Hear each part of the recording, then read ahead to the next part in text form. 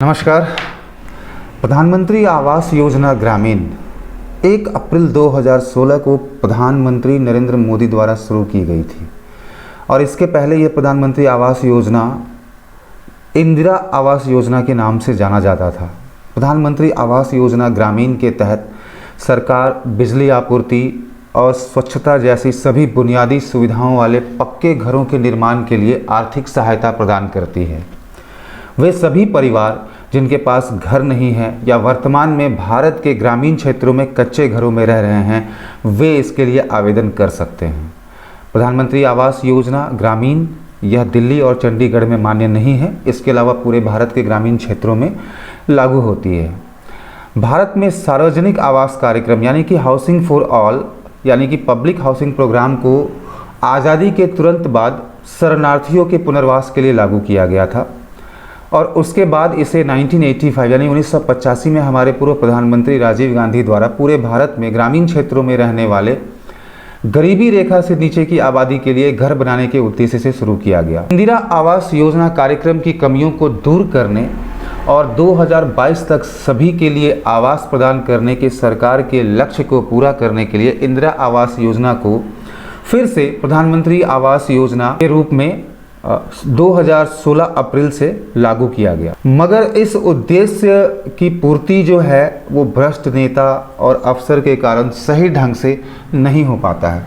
मगर हम आम जनता के पास एक ऐसा हथियार है जिससे हम इस योजना का लाभ ले सकते हैं अगर हम उसके लिए काबिल हैं।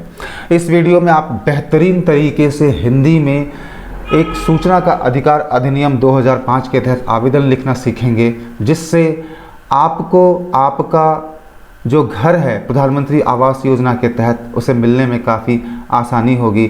आपको कम चक्कर लगाने पड़ेंगे, अफसर्स नेता वो आपको फॉलो करेंगे और आपका काम आसानी से होगा। दोस्तों, मेरा नाम जितेंद्र है, मैं आरटीआई एक्टिविस्ट हूँ और मैं ऐसे ही आप लोगों के लिए वीडियोज़ लाते रहता हूँ। आज हम इस वीडियो में बहुत कुछ सीखने जा रहे हैं। आपसे रिक्वेस्ट है कि आप इस वीडियो को पूरा देखिएगा। यह वीडियो हमारे जो व्यूअर्स हैं उनके डिमांड पे बनाया जा रहा है। हमारे बहुत से व्यूअर्स ने मुझे डिमांड किया था कि आवास योजना के तहत कुछ आवेदन बनाना सिखाइए ताकि लोगों को कुछ उसका लाभ मिल सके। बिकॉज ऐसे बहुत से लोग हैं जो इसके लिए एलिजिबल हैं, काबिल हैं, लेकिन उनको इसका लाभ अभी तक नहीं मिला है, चाहे वो किसी भी रीज़न से हो। तो ऐसे में एक अच्छा सूचना का अधिकार आवेदन जो है आपको निश्चित ही एक घर के लिए जो है आपको मदद कर सकता है, घर दिलाने में, बनाने में आपकी मदद कर सकता है। दोस्तों, यदि आप हमारे चैनल पर पहली बार आए हैं तो आपसे रिक्वेस्ट है कि आप इसको सब्सक्राइब कर लीजिएगा और यदि आपको ये वीडियो अच्छी लगे तो प्लीज़ इसको लाइक ज़रूर कीजिएगा और शेयर भी कीजिएगा ताकि किसी न किसी ज़रूरतमंद की मदद हो सके, वो सीख सके कि किस तरीके से एक अच्छा आवेदन लिख सकते हैं और इफ़ेक्टिव आवेदन लिख सकते हैं और अपने काम को आसानी से अंजाम दे सकते हैं। चलते हैं स्क्रीन की तरफ और आपको बताते हैं कि किस तरीके से एक आवेदन लिखना है। आप इसके लिए एक सादा कागज़ भी ले सकते हैं। आप जैसे मैंने आपको कंप्यूटर पे स्क्रीन दिख रहा होगा, मैं कंप्यूटर पे टाइप कर रहा हूँ, मगर आप हैंड रिटन यानी कि हस्तलिखित आवेदन भी लिख सकते हैं, कहीं से कोई उसमें दिक्कत नहीं है। तो मैंने पहले भी इस वीडियो में बताया हुआ है कि किस तरीके से एक इफेक्टिव एप्लीकेशन लिखना है, लेकिन आज मैं प्रधानमंत्री आवास योजना ग्रामीण के तहत हम क्या प्रश्न पूछें, किस तरीके से प्रश्न पूछें, कैसे उस चीज़ को लिखें, वो मैं आपको स्टेप बाय स्टेप सिखाऊंगा। आपसे रिक्वेस्ट है कि आप इस वीडियो को पूरा देखिएगा ताकि आपको अच्छी तरीके से समझ में आए। तो सबसे पहले हम एक कागज़ लेंगे और सादा कागज़ लेकर के जो है सबसे पहले हम उस पर हेडर बना लेंगे। आप देख रहे हैं मैंने कागज़ लिया हुआ है और मैंने इस पर एक हेडर बनाया। हेडर में क्या करना है, आपको अपना नाम, जैसे एक लेटर हेड टाइप का होता है वैसे आपको बना लेना है। जितेंद्र कुमार, मैंने अपना नाम लिखा है, आपको अपना नाम लिखना है। पता लिखना है, जो भी आपका पता है आप लिख दीजिएगा। फ़ोन नंबर आप उसके नीचे लिख दीजिएगा और यदि आपके पास ईमेल आईडी है, आजकल लगभग सबके पास होता है, तो ईमेल आईडी भी लिख दीजिएगा। उससे क्या होता है, कई बार आपको जो सूचना का अधिकार आवेदन का जो जवाब है वो ईमेल के जरिए भी मिल जाता है, तो उससे थोड़ा सा समय बच जाता है। जो डाक के माध्यम से जो पत्राचार में समय लगता है वो समय बच जाता है। तो आप इस तरीके से जो है सबसे पहले जो है आप अपना हेडर लिख लीजिएगा और मैं ये इसकी ड्राफ्ट कॉपी जो है आप पूरा वीडियो देखिएगा। वीडियो के बाद आप आपको यदि इसकी ड्राफ्ट कॉपी चाहिए PDF में या वर्ड में, तो आप मुझे कमेंट करके बताइएगा, तो मैं आपको जो है ये भेज दूंगा। तो इसके लिए आप उसको टेंशन लेने की ज़रूरत नहीं है, ठीक है। उसके बाद जो दूसरा पोर्शन है, हम क्या करेंगे, इसमें हम दिनांक लिखेंगे कि आप किस तारीख को यह एप्लीकेशन लिख रहे हैं। जैसे इसमें आज का डेट डाल देते हैं। इसके बाद जो है आपको ये लिखना है एप्लीकेशन में, यहाँ पे हम उस पदाधिकारी का डेजिग्नेशन लिखेंगे, यानी कि चूँकि ये RTI एप्लीकेशन है तो आपको लिखना है जन सूचना अधिकारी, ग्रामीण विकास विभाग, ठीक है। और उसके बाद फिर जिला का नाम, राज्य का नाम और जो पिन कोड है आपको यहाँ पे मेंशन करना है। आपको इसी तरीके से लिखना है, इसमें आप कहीं भी कुछ भी फेरबदल मत कीजिएगा। आप एकदम ध्यान से देखिए इस एप्लीकेशन को, आपको पूरा समझ में आ जाएगा। उसके बाद आप जो है यहाँ पे लिखेंगे विषय, इसके नीचे अब देखिए मैंने विषय लिखा है, विषय है सूचना का अधिकार अधिनियम 2005 के तहत आवेदन। आपको यही विषय लिखना है, इस विषय में आप कोई फेरबदल मत कीजिएगा, ठीक है। आप कर सकते हैं लेकिन आपको ये लाइन जो है ज़रूर लिखना है, सूचना का अधिकार अधिनियम 2005 के तहत आवेदन, या आप उसको इस तरीके लिख सकते हैं कि प्रधानमंत्री आवास योजना ग्रामीण से संबंधित सूचना का अधिकार अधिनियम 2005 के तहत आवेदन, आप इस तरीके से भी लिख सकते हैं। उसके बाद जो हमको मेन मैटर लिखना है, चूँकि आपको प्रधानमंत्री आवास योजना का लाभ नहीं मिला है और आप ये जानकारी लेना चाहते हैं, तो आपको थोड़ा सा बहुत ही अच्छे तरीके से शब्दों का चुनाव करके इसको लिखना है। जिस तरीके से यदि मुझे लिखना होगा तो मैं लिखूंगा, महोदय मेरा नाम जितेंद्र कुमार है, मैंने XX लिखा है, वहाँ पे आपको अपना नाम लिखना है। पिता का नाम लिखना है आपको, ग्राम, प्रखंड, जिला और फलाने राज्य का निवासी हूँ, और पहचान के लिए आधार कार्ड संख्या इतनी है जिसकी एक प्रति मैंने इस आवेदन के साथ संलग्न कर दी है। मेरे पास रहने के लिए पक्का का मकान नहीं है और मुझे अभी तक सरकार द्वारा किसी भी योजना के तहत आवास योजना का लाभ नहीं मिला है। कृपया मुझे सूचना का अधिकार अधिनियम 2005 के तहत प्रधानमंत्री आवास योजना से संबंधित नीचे पूछे गए विवरण के अनुसार जानकारी प्रदान करें।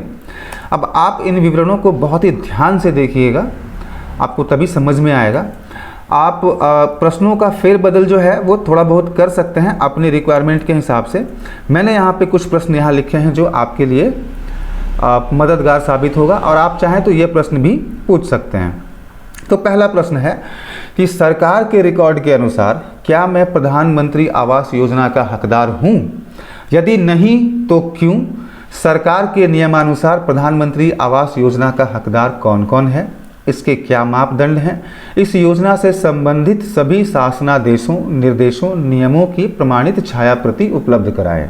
ठीक है, तो जैसे ही आप ये मांगेंगे, आपने चूंकि अपना आधार कार्ड लगा दिया है, उसमें आपने अपना पूरा पता, नाम, पिता का नाम, ग्राम वगैरह दे दिया है, तो वो अब चेक करेंगे कि भैया आप जो है वो एलिजिबल हैं कि नहीं है। और यदि आप एलिजिबल नहीं हैं तो फिर वो आपको बताएंगे कि आप एलिजिबल क्यों नहीं हैं। और यदि आप एलिजिबल हैं तो अगला प्रश्न जो है वो उसी पे है कि यदि मैं प्रधानमंत्री आवास योजना के लिए हकदार हूँ, यदि हाँ तो अब तक मुझे प्रधानमंत्री आवास योजना का आवंटन क्यों नहीं किया गया है? मुझे प्रधानमंत्री आवास योजना का लाभ मिले यह सुनिश्चित करने की जिम्मेदारी किन अधिकारियों कर्मचारियों की है? उसका नाम, पद व पूरा कार्यालय का पता बताएं। समझ गए? यदि आपने ना भी लिख दिया कि यदि नहीं है तो क्यों नहीं है मुझे इसका बता दीजिए, यदि है तो फिर इसके लिए कौन जिम्मेदार है मुझे उसका भी पता बताएं।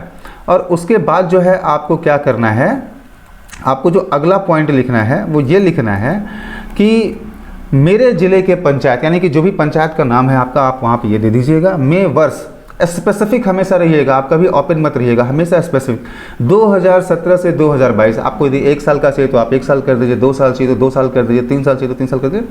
मैंने यहाँ पे एक फिगर दिया है 2017 से 2022, तो आपने क्या लिखना है? मेरे ज़िले के पंचायत, यानी कि जो भी आपका पंचायत का नाम है वो, में वर्ष 2017 से 2022 के अंतर्गत प्रधानमंत्री आवास योजना के लिए कितने लोगों के आवेदन किए गए एवं कितने आवेदन को स्वीकृत किया गया। ठीक, अब उसके बाद जो है आपने एक पॉइंट और लिखना है क्वेश्चन, और वो ये लिखना है कि स्वीकृत आवेदन पर किस किस को भुगतान किया गया। आवेदन तो स्वीकृत कर लेते हैं ये लोग, उसके बाद फिर का आप कुछ चढ़ावा चढ़ाइए, फिर आपको पेमेंट रिलीज़ करते हैं, बहुत कुछ होता है। तो आप उनसे पूछिए कि किस किस को भुगतान किया गया और कब कब किया गया, और इस सूची निम्नलिखित विवरण के साथ उपलब्ध कराएं। इसकी सूची जो है निम्नलिखित विवरण के साथ उपलब्ध कराएं, जिसमें मुझे क्या क्या चाहिए, लाभार्थी का नाम चाहिए, आवंटन की तारीख चाहिए, किस आधार पर आवंटन किया गया वो जरूर मेंशन कर दीजिएगा, और जिस ग्राम सभा में लाभार्थी का चयन किया गया उस ग्राम सभा की उपस्थिति रजिस्टर की प्रमाणित प्रति भी मांगिए, उपलब्ध कराएं।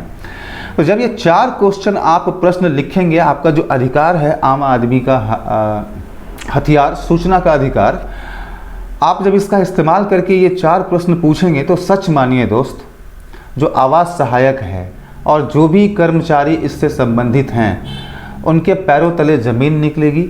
वो आपको ढूंढेंगे और जवाब देने से पहले वो आपके काम की शुरुआत करेंगे। इसलिए आप बहुत ही स्टेप बाय स्टेप जो है आप पूरा इसको लिखिएगा और वीडियो पूरा देखिएगा ताकि आपको और अच्छे से समझ में आए, ठीक है। तो अब जो है अगला आपको पता है कि आरटीआई जो एक्ट 2005 है उसके तहत आवेदन मांगने के लिए हमें सरकार को एक फ़ीस देनी पड़ती है, और वो है 10 रुपये की, और वो भी सिर्फ उनके लिए लागू है जो एवव पॉवर्टी लाइन है, यानी कि गरीबी रेखा से ऊपर है। तो यदि आप आवेदन जो लिख रहे हैं, आप यदि गरीबी रेखा से ऊपर हैं तो आपको एक 10 रुपये का फ़ीस जमा कराना पड़ेगा, जो आप पोस्टल ऑर्डर के रूप में जमा करा सकते हैं। और आपको लिखना होगा कि मैं आवेदन फ़ीस के रूप में 10 रुपये का पोस्टल ऑर्डर संलग्न कर रहा हूं, और पोस्टल ऑर्डर की संख्या आपको मेंशन करनी होगी। पोस्टल ऑर्डर किसी भी डाकघर में जो है, नज़दीकी डाकघर में आपको मिल जाएगा, और आप उस पोस्टल ऑर्डर को इसमें अटैच कर दीजिएगा। उसमें 2 पार्ट होता है, एक पार्ट जो है आपको अपने पास प्रूफ के तौर पे फाड़ के रख लेना है, और दूसरा जो मेन पार्ट है वो आपको इसमें अटैच करना है। उस पर जो फॉर्म होता है वो फॉर्म पे पूरा भर दीजिएगा कि किसके नाम से है। उसमें लिखिएगा लोक सूचना अधिकारी, नीचे अपना नाम पता लिखिएगा, फ़ोन नंबर लिखिएगा, और जो पोस्टल ऑर्डर का नंबर है उसको आप यहाँ पे ज़रूर मेंशन कर दीजिएगा।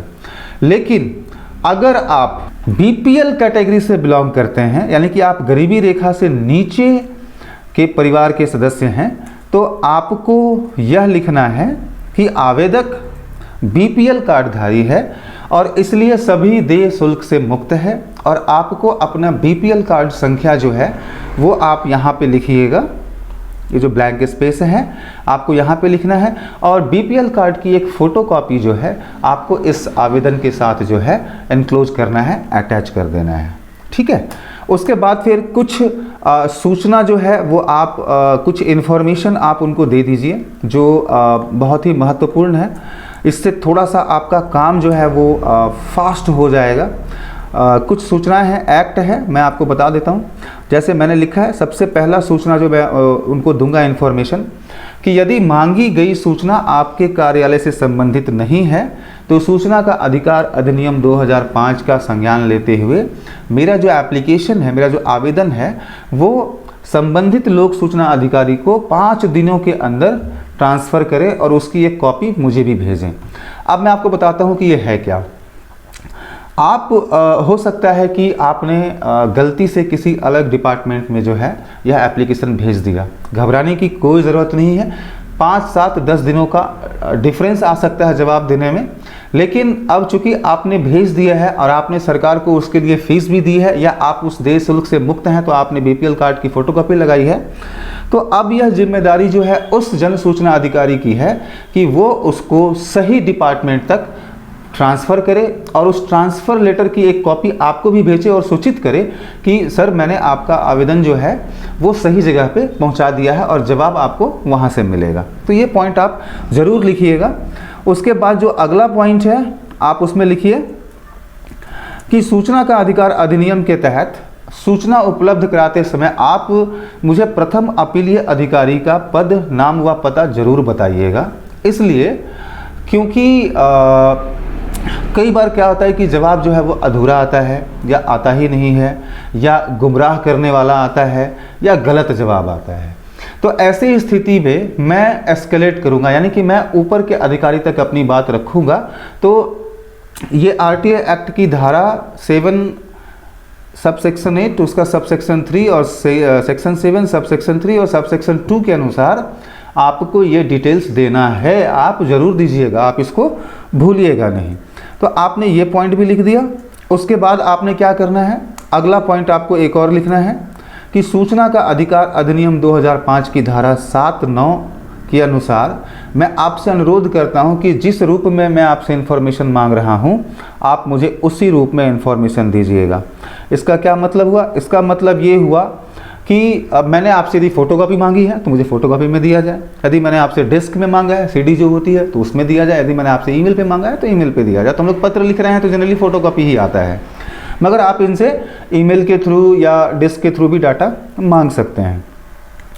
तो अगला जो पॉइंट है वो मैं लिखूँगा कि सर मुझे जो है धारा 7 और उसकी जो उपधारा है 1 उसके अनुसार आपको यह सूचना जो है वो 30 दिनों के भीतर प्रदान करनी है। तो आपसे अनुरोध है कि ये जानकारी जो है विदिन 30 डेज आप मुझे भेज दीजिएगा। उसके बाद जो अगला पॉइंट है आप उसमें ये लिखिए कि RTA एक्ट 2005 की सेक्शन 7 सब सेक्शन 8 के अनुसार यदि आप मेरा एप्लीकेशन रिजेक्ट करते हैं, यदि आप मेरे आवेदन को अस्वीकार करते हैं, तो आप मुझे यह भी बताइए कि आपने मेरा आवेदन क्यों अस्वीकार किया है और RTA एक्ट 2005 की किस धारा के अनुसार आपने मेरा आवेदन को अस्वीकार किया है, यह आपको बताना पड़ेगा। कई बार क्या होता है कि ये आपको चूँकि जवाब देना नहीं चाहते हैं या गुमराह करना चाहते हैं, तो ये आपको जवाब दे देंगे कि आपने गोपनीय डाटा मांग लिया, आपने व्यक्तिगत डाटा मांग लिया। तो आप उससे पूछिए कि ठीक है गोपनीय डाटा मांगा, लेकिन आपने किस सेक्शन के अनुसार जो है आपने इसको रिजेक्ट किया है। अगला पॉइंट हम लिखेंगे कि ऐसी कोई भी सूचना जिसको संसद में या राज्य विधानमंडल में हम डिस्कस नहीं कर सकते हैं, उसको गोपनीय माना जाता है। आप उस डाटा से आप मुझे वंचित रख सकते हैं, लेकिन यदि हम किसी भी इंफॉर्मेशन को संसद में या विधानसभा में हम डिस्कस कर सकते हैं, तो निश्चित ही आप मुझे उसको भेज सकते हैं। और यह जो है वो RTA एक्ट 2005 की section 8 sub section 1 sub section J में मेंशन्ड है, इसलिए आप उसको डिनाई नहीं कर सकते हैं। तो ऐसे कुछ इंपॉर्टेंट पॉइंट्स जब आप लिख देते हैं तो वो फिर कई बार तो उनको नॉलेज भी नहीं होती पूरी, और कई बार यदि होती भी है तो इग्नोर कर देते हैं। लेकिन अब आपके लिखने के बाद जो है वो इग्नोर नहीं करना पसंद करेंगे और आपको सही तरीके से जवाब देना पसंद करेंगे। अगला पॉइंट मैंने लिखा है इसमें कि यदि आपने मुझे 30 दिनों के भीतर जवाब नहीं दिया तो मैं यह मान लूँगा कि आपने मेरा आवेदन अस्वीकार कर दिया है और मैं फिर अपनी अगली कार्रवाई जो है उसके लिए आगे बढ़ूँगा। ठीक है दोस्तों, इस 30 दिनों में जो है पत्राचार का समय जो है वो इसके अंदर इंक्लूडेड नहीं होता है। तो आप 30 + 5 10 दिन और इसमें ऐड कर दीजिए, 40 दिन के आसपास आप मान के चलिए। एक पॉइंट और मैं लिखूंगा और वो ये लिखूंगा कि आप मुझसे सूचना का अधिकार अधिनियम 2005 की धारा 6 उपधारा 2 के अनुसार मुझसे कारण नहीं पूछ सकते हैं कि मुझे ये डाटा क्यों चाहिए, कोई भी इंफॉर्मेशन क्यों चाहिए। आप मुझसे पत्राचार से संबंधित यदि कोई जानकारी है तो निश्चित ही आप मुझसे मांग सकते हैं, जैसे मेरा नाम, पता, ईमेल। यदि पता आपको लग रहा है कि अधूरा है तो आप मुझे फ़ोन करके पूछ सकते हैं कि लैंडमार्क क्या है, नज़दीक में किसका घर है। लेकिन आप मुझसे यह कारण नहीं पूछ सकते हैं कि आपको ये डाटा क्यों चाहिए। और उसके बाद जो है एक आपको घोषणा करना है, चूँकि RTA एक्ट 2005 जो है उसके लिए जो सूचना मांगने का अधिकार है सिर्फ और सिर्फ भारत के नागरिक को है। तो आपने एक घोषणा करना है कि मैं घोषणा करता हूं कि मैं भारत का नागरिक हूं और मैं आपको विश्वास दिलाता हूं कि मैं किसी भी मामले में और किसी के तहत प्राप्त जानकारी का उपयोग, पास, साझा, प्रदर्शन या प्रसारित किसी भी व्यक्ति के साथ या किसी भी तरीके से नहीं करूंगा जो एकता के लिए हानिकारक हो, संप्रभुता या भारत के हित के खिलाफ हो। आपको एक घोषणा करना है और उसके बाद फिर आपको जो है अपना एक सिग्नेचर डालना है। यहाँ पे अपना पूरा पता के साथ आप सिग्नेचर डालिएगा। सादर धन्यवाद भाव दिए, आप अपना नाम लिख दीजिए। और ये जो नाम आप देख रहे हैं, नाम के ऊपर जो है आप यहाँ पे प्रिंट आउट निकाल करके सिग्नेचर कर सकते हैं। मैं आपको यहाँ पे जैसे ये सिग्नेचर है, इस तरीके से आप सिग्नेचर करके प्रिंट आउट निकाल के सिग्नेचर कीजिएगा। सिग्नेचर करने के बाद जो है आपको इसके साथ अपनी एक आधार कार्ड की फ़ोटो लगा दीजिएगा, फ़ोटोकॉपी लगा दीजिएगा। यदि आप बीपीएल फैमिली से बिलोंग करते हैं तो आपको फ़ीस नहीं देनी है, आपको बीपीएल कार्ड की कॉपी लगानी है। और यदि आप एवर पॉवर्टी लाइन फैमिली से बिलोंग करते हैं तो आपको 10 रुपये का पोस्टल ऑर्डर जो है इसके साथ संलग्न करके इसको बाय रजिस्टर्ड पोस्ट भेजना है। आप हमेशा याद रखिएगा, इसको आप नॉर्मल पोस्ट से मत भेजिएगा, इसको हमेशा रजिस्टर्ड पोस्ट से ही जो है भेजना है। दोस्तों, मैंने यह वीडियो आप लोगों के डिमांड पे बनाया है और मुझे उम्मीद है कि एक अच्छा इन्फॉर्मेशन जो है आप लोगों को मिला है। और यदि आपको लगता है कि यह वीडियो आपके किसी न किसी रूप में काम आएगी या आपके दोस्तों को, आपके रिश्तेदारों को काम आएगी तो प्लीज़ उसको लाइक और शेयर ज़रूर कीजिएगा। चैनल को सब्सक्राइब ज़रूर कर लीजिएगा ताकि आपको आगे की और भी अच्छे वीडियोज़ की नोटिफिकेशन मिलती रहे।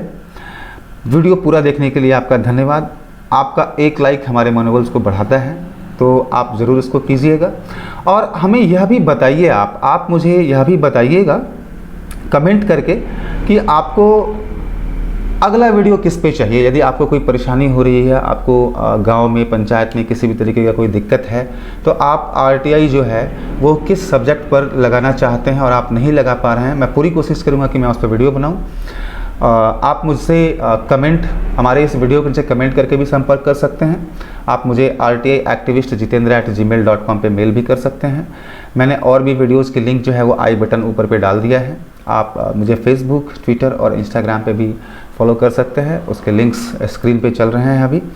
उम्मीद करता हूँ कि आपको ये वीडियो बहुत ही बेहतरीन लगा होगा।